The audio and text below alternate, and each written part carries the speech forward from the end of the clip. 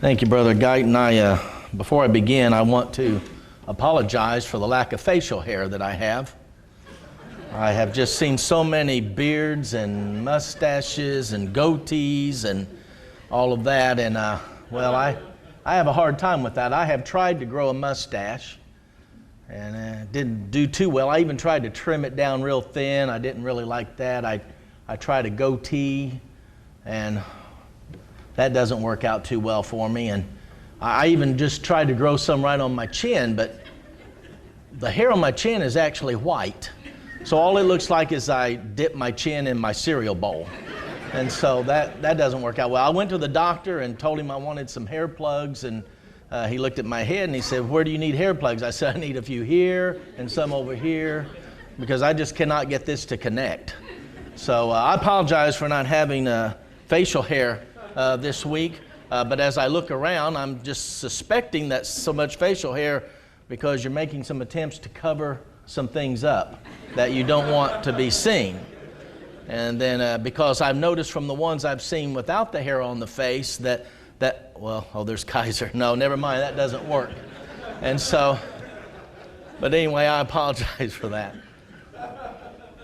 I am surprised the other day, Brother Guyton was telling me some things he remembered that I said to him way back in the 80s when they were in Southern Illinois and I was in West Kentucky. I didn't think anybody ever paid attention to me, let alone remember something that I said to him. So I was glad for that. And we are proud of Guyton. He's done a tremendous job this week. He continues to do a good job with the school, and we're very proud of that as well. I do send greetings from Indianapolis, and I do understand looking forward to these last two sermons. I look forward to Charles's every year because his is the last one, and I know that after that we can rest a little bit. And so I look forward to that. I am going to listen to Charles's sermon tonight because I'm not sure we will hear that one at home, and so I will listen to it tonight and not try to nap a little bit.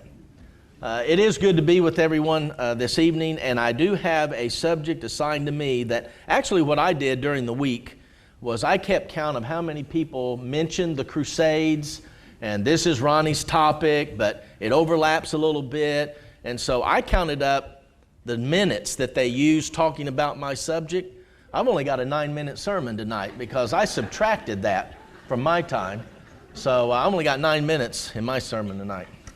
No, I know it's hard because of all the overlapping, because of the way that the material is designed, but that's always good, and we always want that. I want us to begin this evening by first setting the stage that the church of Jesus Christ was prophesied, it was promised, and it was established as we read in the New Testament.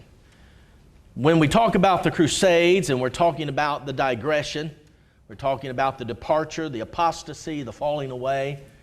So oftentimes when we read the church, it's not talking about the church of the New Testament, but it's talking about the church of the digression. When I was in college, I went to a school in which we had to take a New Testament class, and we took one on the New Testament church. And we began to study some things in the New Testament, and then all of a sudden we stopped studying about the church of the New Testament and we began to study about Catholicism. And so I raised my hand one day and I said, we left the New Testament church back a week or two ago. We're talking about the Catholic Church now. And I made some comments about the church being established in Acts chapter 2. The teacher nor the other students had any idea what I was talking about. And that opened my eyes as to how limited people in the world are about what the Bible teaches about the church. And so they are looking at things through the prism of the digression.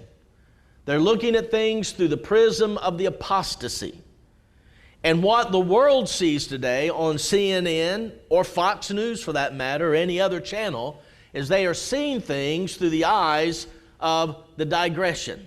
They are not looking at the true New Testament church. So when I see the word Christian or hear that mentioned, or I hear or something about the church, I know that they are not talking about the church that Jesus built, that He promised in Matthew chapter 16. They are talking about the digression. Now imagine for a moment, and most of us here, I would assume this evening, either brought up in the church or we've been members of the church for some time. We have a good frame of reference for what the Bible teaches about the church. But imagine for a moment that you do not have that frame of reference, and you are totally ignorant about what the Bible says about the New Testament church. That as far as you're concerned, one church is as good as another, or the church is simply not that important, or you just don't see any kind of relevance as to understanding anything about the church, because after all, as long as people in their minds, they're good people, they're moral people, they don't kick their dog, they don't beat their wife, then they're going to heaven. That's the world that we're dealing with as a result of the digression. They get the media attention, they get the headlines, the news is written about them, good, bad, ugly, indifferent, it doesn't matter. It's all about what they have stated, and the true church gets very little.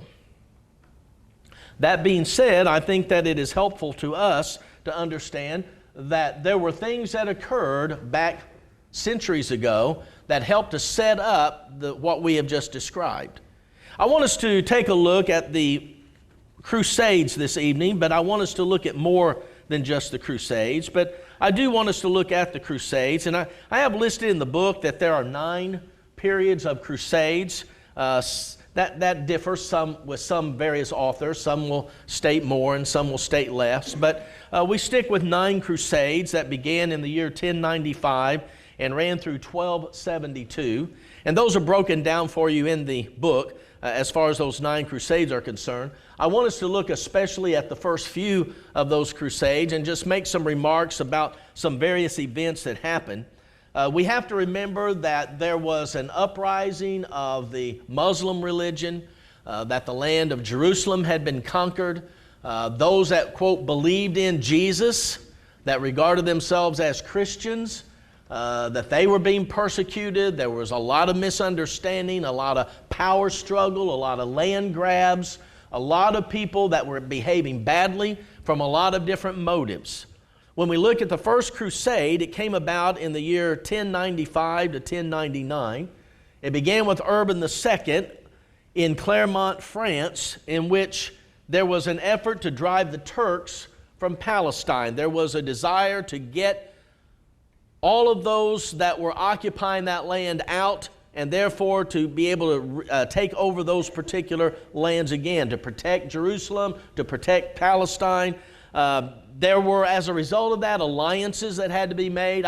I can remember back when George W. Bush was president and we had the Iraq War after 9/11, that we had the invasion that we made into Iraq with the Iraq War, and something that's forgotten oftentimes because of the rhetoric that goes back and forth about the Iraq War is he gathered a number of nations, including Arab nations, in a coalition, an alliance. It took some time to build that in order to get people on board to commit to the war that we were going to commit to. It wasn't just a war of the United States with Iraq, but it was a matter of alliances with many other nations, including Arab nations in that. Well, imagine for a moment when you're going and instigating these crusades and things, you're having to build alliances and you're having to put together those types of armies. And so a lot of that was going on behind the scene. And as a result of that, there were certain promises that would be made, and we'll talk about that in a few moments. But what happened in 1095 is that there was a speech. There was a speech that was given by Urban II, and it was the kind of speech that when you read in the various books, they all point back to that speech. It was a rousing speech. It was a type of speech that set things in motion. It was a kind of speech that people noticed. In fact, we have in our own U.S. history, we can go back and look at the Gettysburg Address with Abraham Lincoln, and that catches our attention. We go back and think about the speech that FDR, Franklin Roosevelt, had when we declared war on Japan and talked about the bombing of Pearl Harbor. That's a speech that stands out. JFK in his inauguration speech, he had an enormous amount of things to say. Martin Luther King's speeches are oftentimes referred to. Ronald Reagan's speeches are. And those are the kind of speeches that grab our attention, and people rally around those types of things because of a cause that may be mentioned or because of a problem that people may be wanting to solve. We go back to the Bible and we find that there were occasions in which there were sermons sermons or charges that were given. And we think about Moses' comments to Joshua's, or Joshua's comments to the people when he challenged them. As for me and my house, we will serve the Lord. We think about in Acts chapter 2, the great sermon that Peter preached and the other apostles on the day of Pentecost, or that which Paul preached at Mars Hill in Acts chapter 17, in whom we live and move and have our being in Acts 17:28. And there are things that are said in those sermons that are rallying cries, that are words of encouragement that help us, and we remember those and they stir us up. And that's the type of thing that evidently happened with the speech that Urban II gave. And so as a result of that, there were certain efforts that were going to be made.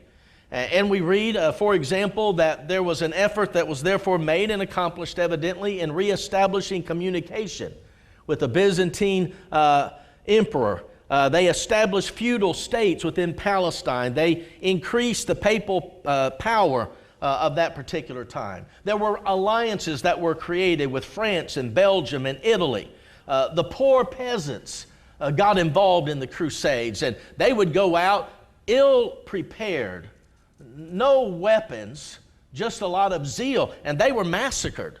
They were enslaved as a result, but yet they were still involved in the fight. The noblemen, on the other hand, they were better organized, and they had more weapons, and they were equipped much better, and as a result, they were able to conquer and to do or have certain victories. I read where there were 30 to 50,000 soldiers, and by the time they reached Jerusalem and took Jerusalem, there were only 10 to 25% of those soldiers left. It gives you an idea of the loss of life in trying to accomplish the things that they were. Well, it's interesting that when we look at these Crusades and we look at the very first one and the speech that stirred everything up, that we understand that there were certain things that were accomplished. And there were certain things good and certain things that were done that were bad.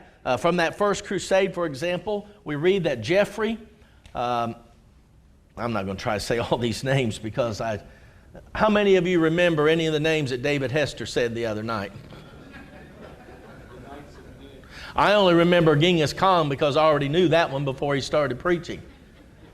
But some of these names, you can read about those in the book or find them in history somewhere. But we have where kings were set up, territories were divided, feudal lords were established. And so you think, well, the crusade was to rescue the people and to recapture Jerusalem and therefore to set it up as a safety zones, more or less, where people can go and come and worship and so forth. But what ended up happening is that because of these alliances, because of the deals that were made, then there were feudal lords that were set up, and then there were territories that were established, and they ended up having more problems as a result of that.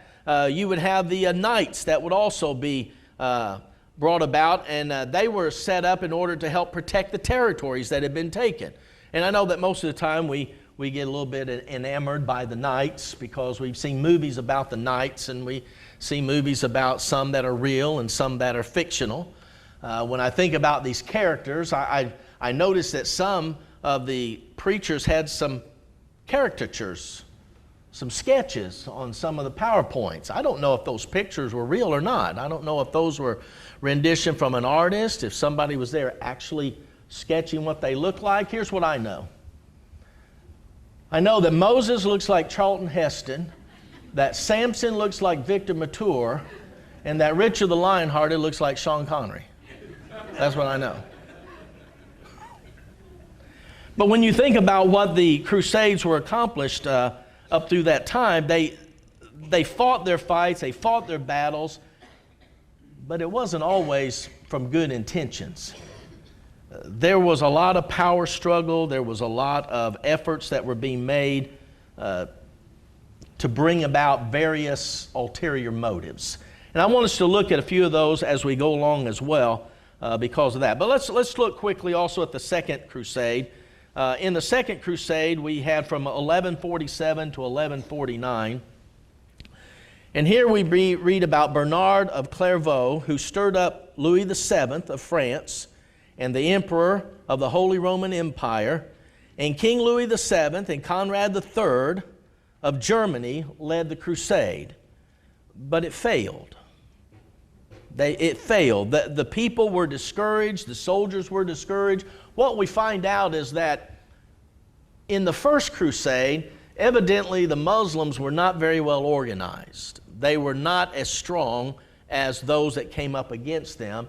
And the first crusade, they were better organized. In the second crusade, it was the other way around. The Muslims by this time had been more organized. They were more unified under a leader, Saladin, and therefore Jerusalem fell, ultimately in 1187. As a result of that, we see that this second crusade did not accomplish what they had intended, which leads us then to the third crusade. In the third crusade, from 1189 to 1191, this is where Richard the Lionhearted is involved. And he's called the Lionhearted. And if you look at these crusades, not because of any great victory, but just because of his tenacity. Because when I read through this, it's also called the King's Crusade. It's a King's Crusade because there was an alliance that was made of France, England, and Germany. And Philip Augustus was the king of France, and then Richard, the Lionhearted, king of England, and then we had Frederick Barbarossa, who was king of Germany. But he drowned. As soon as they got to Asia Minor, he drowned, and therefore the German troops were discouraged, and they ended up leaving. And so that only left the ones from France and from England, and it took 14 months, and they really reached a stalemate. And so what Richard the Lionhearted did was he was able to work out a truce with Saladin, and therefore in which they would have a truce for 3 years, and there was a guaranteed pilgrimage into Jerusalem during that time.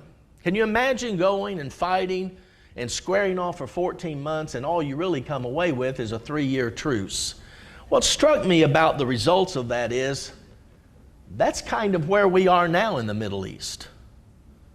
A lot of stalemate, a lot of fighting, a lot of skirmishes, a lot of talk, a lot of rhetoric, a lot of promises, a lot of threats, a lot of warnings, and it just seems like it's like a tug of war that just goes back and forth and back and forth. And it seems like every administration is trying to find some diplomatic way of reaching some kind of truce or some kind of an agreement or something over there. And so I think, over all these years, we really haven't ventured very far from where they were after that third crusade. Then we come to the fourth crusade in 1201 to 1204, in which there was Innocent III, and he brought the Greek church and the Eastern Empire under the papacy for a brief time. It resulted in more animosity toward the papacy, and it really had no lasting results or effect. I found that to be the case in all of these crusades, that when it came right down to it, there was not really a lasting effect. And I want you to think about how the crusade or the subject of the crusades is treated today. It is brought up a lot. Both sides blaming each other for their aggression or for their defense or for their protection, for the wars. And this side's pointing at that side, and that side is pointing at this side. But oftentimes those on the side of the Turks or the Muslims and so forth, they're pointing their finger at the Crusades. And then, of course, there's the pointing of the fingers the other way for obvious good reasons. But notice the Fifth Crusade from 1228 to 1229 involved Frederick II, who was a grandson of Barbarossa that we mentioned from the Third Crusade. He negotiated a treaty in 1229 in which Jerusalem and a section of Palestine was under the control of the apostasy, and the Muslims kept the Mosque of Omar also in the city of Jerusalem. And so again, not a lot has changed even from that time. So those are the 5 crusades of the 9 that I really want to talk about. The other 4 really did not accomplish a lot other than people getting killed and a lot of spinning wheels, a lot of stalemates, and so forth. Let's look for a moment at some of the causes for this, because you can remember the names, you can remember the places, you can remember the years, but the lessons are really found in the cause and effect. The cause of these crusades, number 1, there was medieval Europe was already a very violent place. There was always a hunger on the part of certain sections of the people that are violent to want war. They just wanted to fight. They wanted a cause in which to fight. Whether it was politics or finances or the desire for more land, they obtained those things at that time through violence. Number two, there was a struggle for dominance in religion, in politics, in militaries. In the 7th century, and it was discussed earlier this week, Islam spread from the Middle East to North Africa and to Southern Europe. It began to make such great inroads. In the 11th century, Catholicism made a comeback over the Muslims' land in Spain and Italy. And so with those particular events occurring, then there was a desire to have a crusade, a war of some kind. There were also prejudices. There were ignited passions and violence. Never ever underestimate the power of prejudice in something. Never ever underestimate jealousy as a motive in certain things. In fact, I've learned that sometimes when I can't understand why two brethren are having a disagreement, sometimes it comes down to a matter of jealousy or a matter of prejudice. And so we have those as contributing factors as to the cause of the Crusades. Also, the Crusades gave the rulers a means to strengthen their hand and to hold on to their lands. These alliances were formed, and there were strategies that were developed, and there was violence in which they were engaged. And some of that did not have anything to do with the noble cause of wanting to go and rescue Jerusalem. It had to do with this was a means to an end, that they would be able to conquer more lands and they would be able to have a greater power. Number 5, the medieval society had 3 classes in it. Those that fought, those that prayed, and those that worked. And all 3 of those could find a place within a crusade. They provided an avenue for the fighters to have military honor. Think about for a moment, going back to the idea of those people that are violent. In order to be violent, they also wanted to have some honor about their violence. They wanted to fight. Well, you can't have honor when you're fighting unless you have a cause. And if you have a cause and you have a banner, then that also leads to that type of contribution toward the Crusades. There was also some time of transformation within this particular time. With Pope Gregory VII, there was an emphasis on purity, and therefore it was also a part of the attitude of the Crusades, that having a righteous cause involved in that. Pope Urban II promised salvation to crusaders. That's how that he recruited many of them.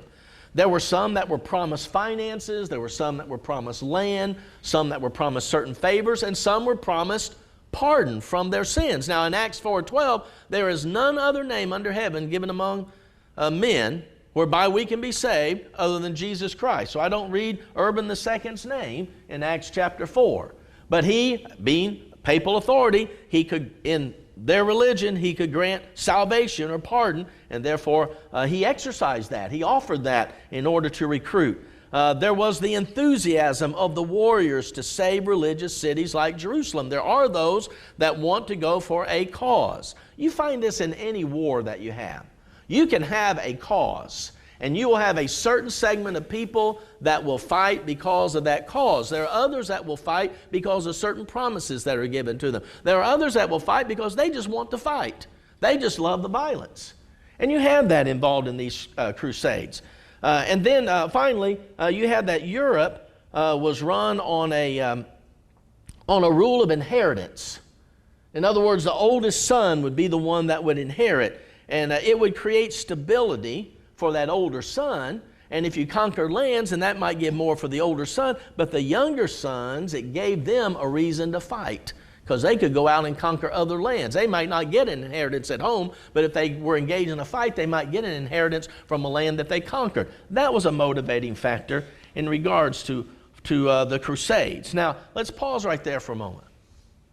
None of those things that I have just mentioned would ever be a cause for God's true church to go to war with its neighbors. Think about that.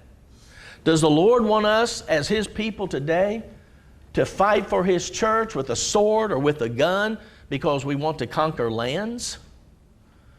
Does He want us engaged in war, fighting, and strife because of finances?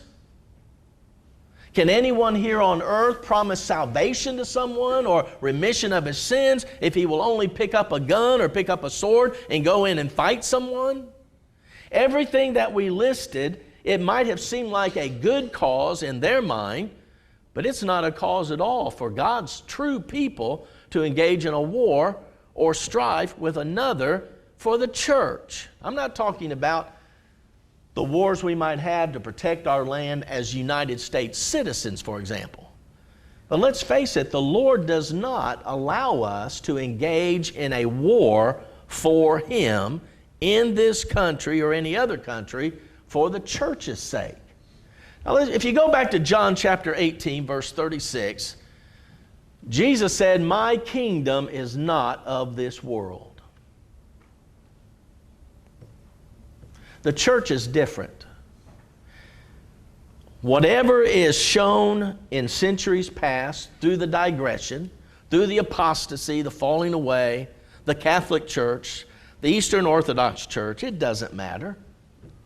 That is not the church of Jesus Christ. Jesus said, "My church is not of this world. My kingdom is not of this world." I go back and I look in Daniel 2, Isaiah 2, and Joel 2, and I read about the prophecy of the coming of the kingdom. I go to Mark 9:1 and I read that Jesus promised, "There be some that stand here that shall not taste of death till they see the kingdom of God come with power." Jesus said in Matthew 16:18 that upon this rock I will build my church and the gates of hell shall not prevail against it.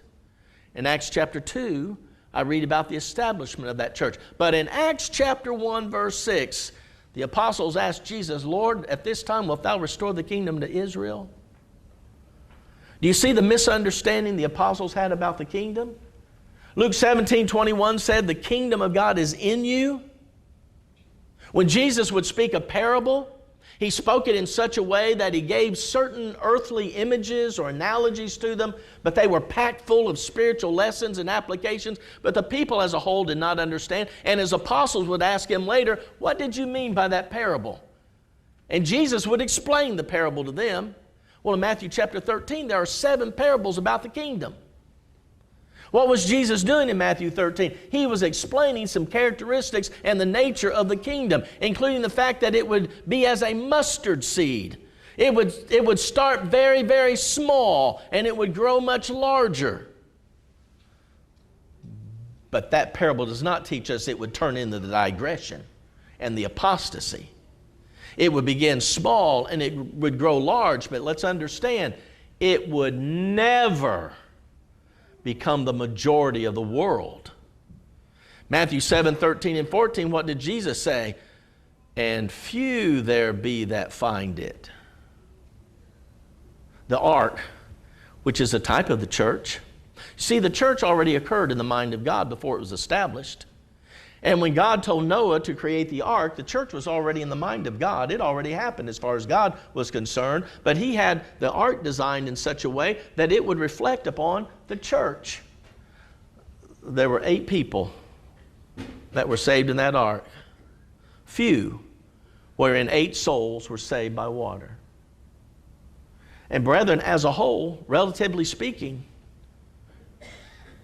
that's the church today. It's few. In regards to the mass, it's few. So when I see the digression and the apostasy, and even when I see people having the idea that, the church is just going to turn the world upside down, as in massive conversions, we teach everyone. Evangelism should cover the masses, but conversions will not happen that way because there are just too many people that will reject it. But there are some that will accept it. Turn for a moment to 2 Corinthians chapter 10. I want you to think about how that the Apostle Paul describes for us the warfare of the church. The true church. Not the digressives, but the true church. And when I look in 2 Corinthians 10, beginning in verse 3, he said, For though we walk in the flesh, we do not war after the flesh. See, there's a distinction made. There's no authority for a crusade, a physical war crusade on behalf of the Church of Jesus Christ. There's no approval for that. There's no authority for that. Why? Because here's the description. For the weapons of our warfare are not carnal. It's not a sword and it's not a gun. The weapons of our warfare are what? They are mighty through God to the pulling down of strongholds. What kind of strongholds? Well, he describes that in verse 5. Casting down the imagination and every high thing that exalteth itself against the knowledge of God, and bringeth into captivity every thought to the obedience of Christ. We are in a battle for the minds of people. You see, our most important asset that this country offers is free speech. You thought about that? You know me probably by now that I don't like it when our freedoms are threatened in this country, primarily because it will hinder us as a church. It is such an advantage to be able to have the freedoms that we have so that we can go where we want and teach and preach what we must. That's important. When I see those freedoms in the country being threatened, that bothers me because I know that's going to impact the church. I have very little confidence in any politician because they do a lot of talking and they do not seem to want to solve any real problems. I don't even care what's behind their name. They have proven that. What I'm wondering,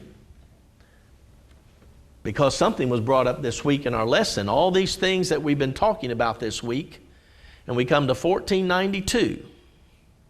We go from 33, all the persecution, all the problems, to 1492 for an opportunity for Columbus to come and discover America. And I'm sitting here thinking this week, God worked His hand over the span of some nearly 1,500 years to bring us to an opportunity where the church can be restored. Not more digression, but that we can go back to a restoration. In the future, we'll talk about the Reformation. We'll talk about the Restoration. When we talk about the Reformation, we're still not there yet. There will still be a couple, 300 more years of things transpiring to get us to the point that we can restore. And I sit here and think, have we squandered our opportunities in America? Has the church squandered her opportunities? Is the freedom going to be taken from us? Are we going to have to revert back to Acts chapter 8, verse 4 and the persecution? Are we going to have to go back to difficult times? I know the church can flourish, and I know the church can grow, and I know the gospel can be preached even under difficult circumstances. But I sure would like for it to be under better circumstances, wouldn't you? And so that's why so many of us are troubled by what we see on the political and the moral climate in that environment. That bothers us. But if it comes down to it and all those freedoms are taken away, because I have to be honest, I never expected in my lifetime. I thought we would see it, but not in my lifetime, that I would see where we would have a same-sex marriages. Never thought that that would happen in my lifetime. But it came rushing in because there were those high enough in authority that allowed it. Think about things like that when you have the wrong people in control. What can happen?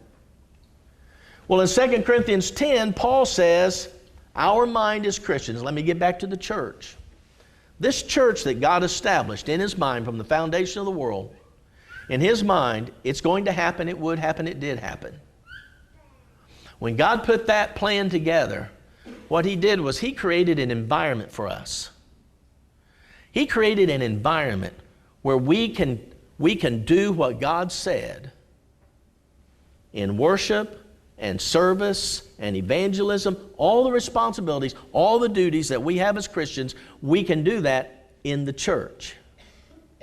We will never, ever, ever, ever, ever get the United States of America to be like the church, and it's not supposed to be. It's a country. It's run by secular people. It's run by some that are morally good and a lot that are evil. They have the same motivation as the people involved in the Crusades. Money, power, popularity, praise. That's what's in their mind. How do I know that? Because they're making decisions that indicate that. I'm not going to treat the United States government as though they're the church. Let's make sure in the course of all the things that we're fighting that we don't lose the church. The church still needs to be the church. And frankly, the whole world around us can burn down. But we can still be the church. God has given us an environment. What a better example that we have of that than the lectureship this week. You've been paying much attention to the news? I haven't. Why not? I've been in here. Our worship and our service to God and how we develop and how we grow, isn't that much more important than anything going on outside there? Our children and our homes and the rearing of those children and bringing them up in the nurture and admonition of the Lord, isn't that more important? Sure it is. God has given us an environment in which we can operate according to His plan. Now, it's a great thing if a nation is righteous. Righteousness exalteth the nation. Sin is a reproach to any people in Proverbs 14:34. We understand that principle, but in the church is supposed to be pure. We're supposed to keep it pure. The church is supposed to be engaged in proper worship unto God. We recognize who God is. All the problems that we have in the world, they're supposed to be exempted from the church. They're outside of the church. When we come and worship together, or we're associating with one another, or we're teaching and doing all those things, what we need to remember is that those things that we are doing for the Lord, that they are accomplishing what God wants in the church. And frankly, I look at this period of time and I see what all of these individuals were doing in the apostasy. And I remember in Ephesians 3:21 that God receives glory in the church. Not through a crusade, not through fighting and warring with others, not by conquering lands. Whether it's a righteous cause or not, that's not what the church would do. And that's not what the church is going to do. Our freedoms may be taken away. We may end up like we have several times in the past because of other issues, but there may become times when we lose our buildings. It may happen through the government. I don't know. We could lose our building. What would we do? Would we stop worshiping? Would we stop serving God?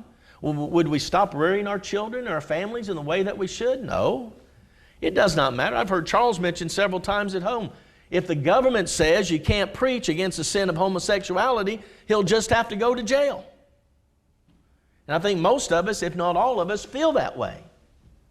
I hope it doesn't reach that point, but it may very well reach that point. And what will we do? We have the example in the New Testament. Everything we need is right in here.